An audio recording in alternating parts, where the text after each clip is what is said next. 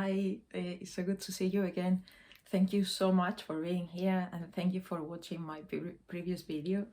I was so impressed that you came and some people watched it, so it's really cool and thank you so much for that. And okay, well, this week I have been reading more of the book. I haven't read week one yet, but there are some chapters at the beginning of the book to tell you how things are going to be structured and to explain to you what to expect. So the first chapter explains what the artist dates are and also what the morning pages are. And I just wanted to show you how I've been doing my morning pages. So if you wonder what it looks like to get up at 6 in the morning, this is it.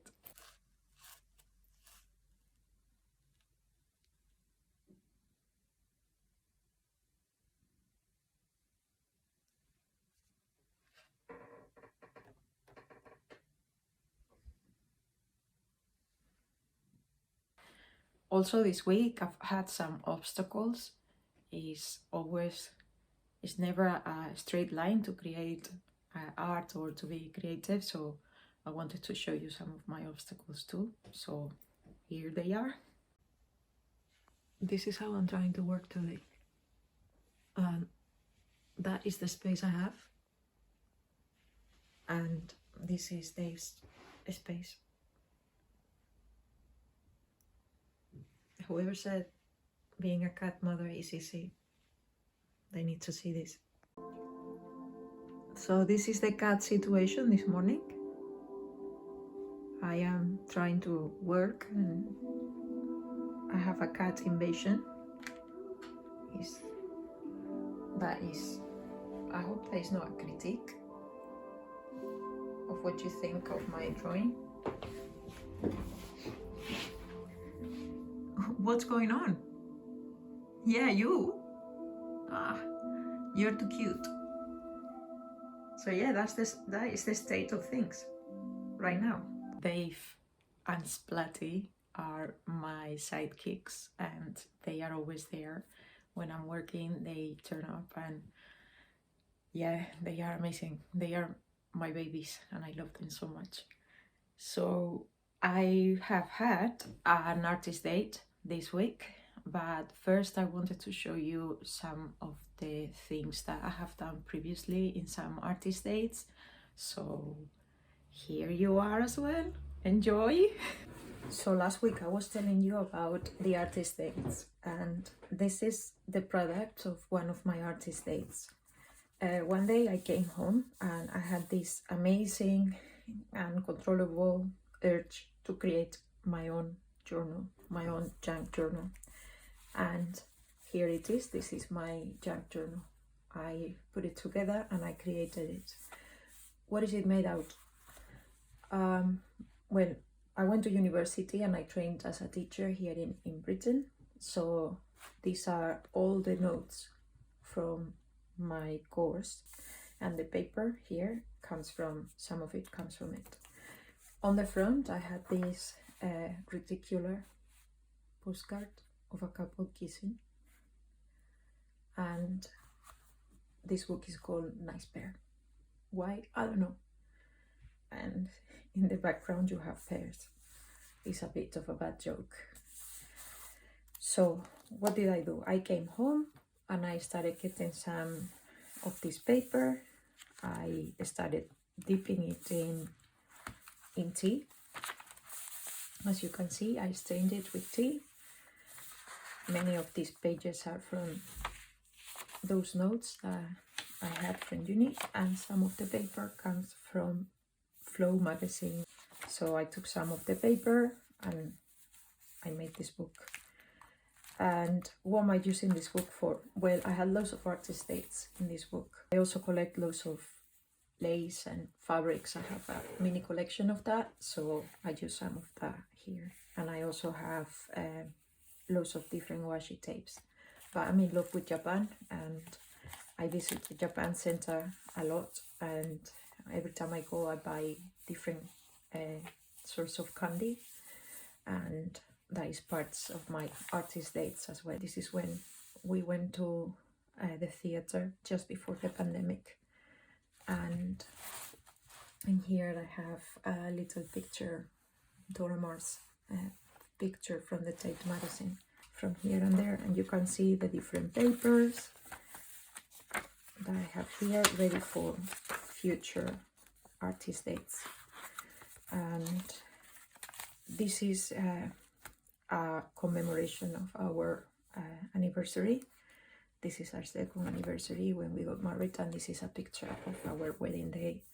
We eloped and we got married in the Isle of Skye near critic. It was a great day. And this is Dave, he's making an entrance.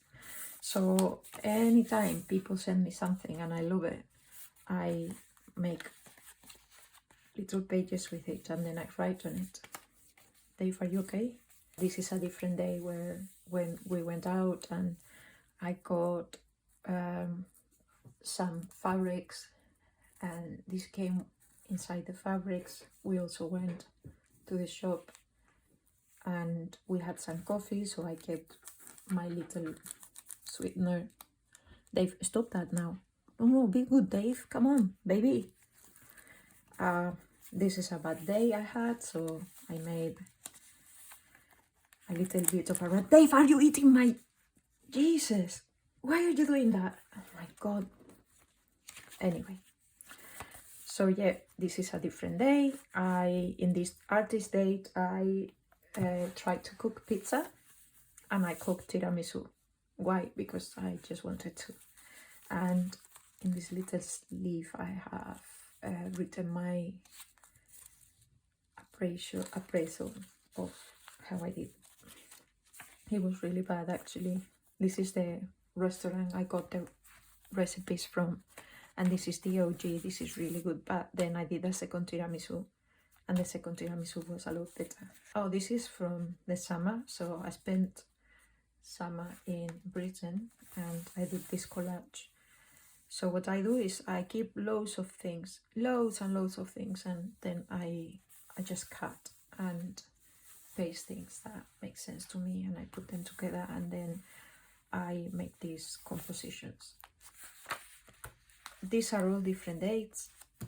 Another day I went to Japan Center. So I was going to Japan Center so much, and I was loving Japanese stuff so much that I decided that, well, my morning pages suggested that it would be a good idea to start learning Japanese, and I did.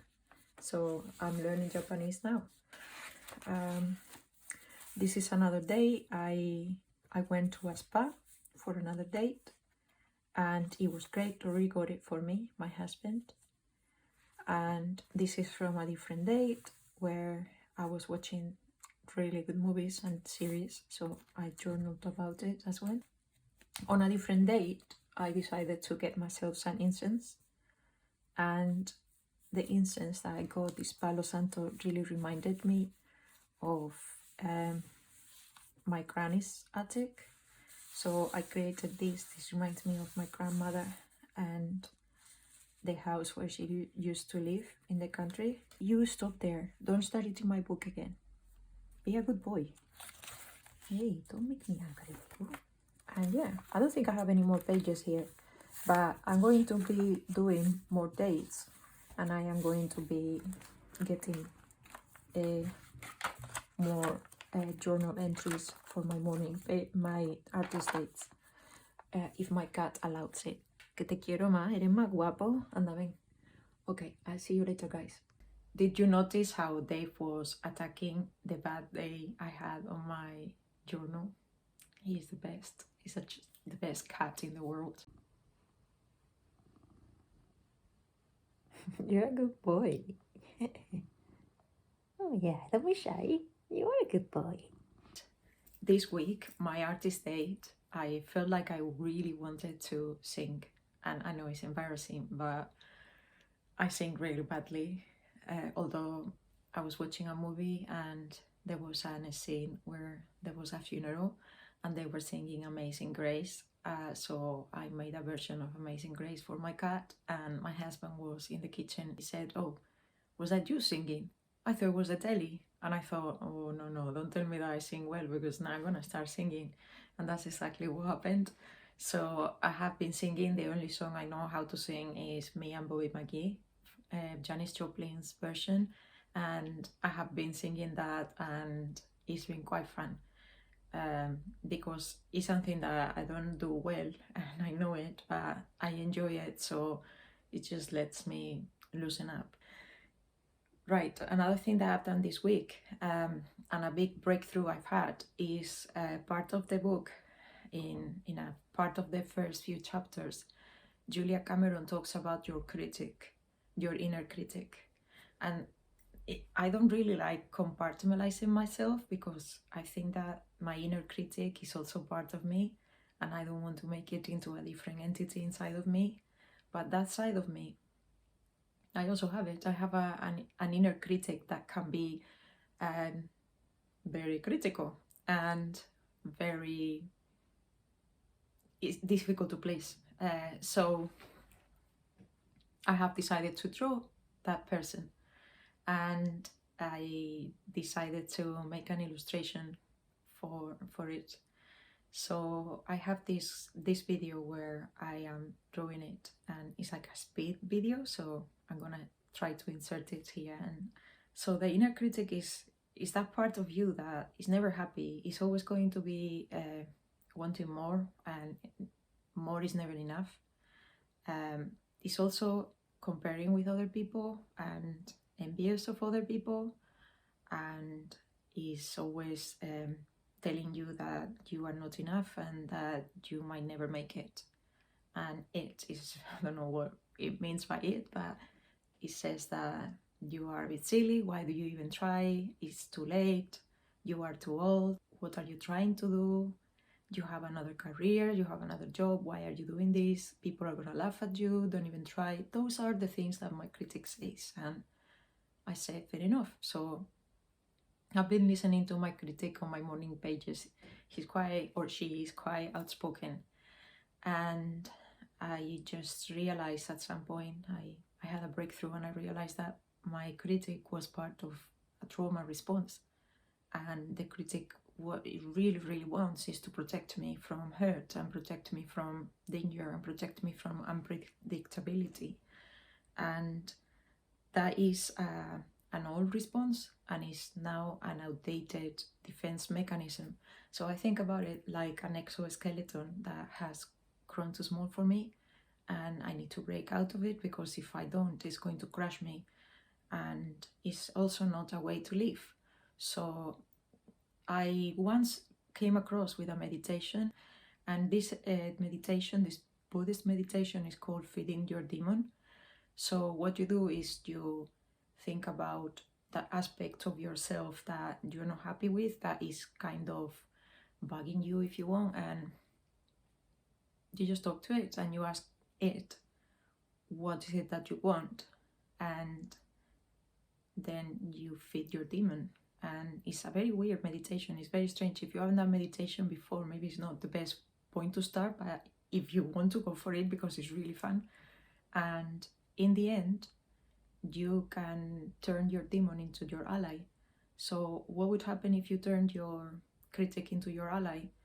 Instead of critiquing your achievements at the moment and comparing them with people that are in a different point of their careers and have tons more experience than you, why don't you try to see where your weak spots are? Because your critic can also work for you. It's also telling you where these weaker spots are, and you can then work to improve yourself and get the skills that you need to be freer and to enjoy your creativity even further.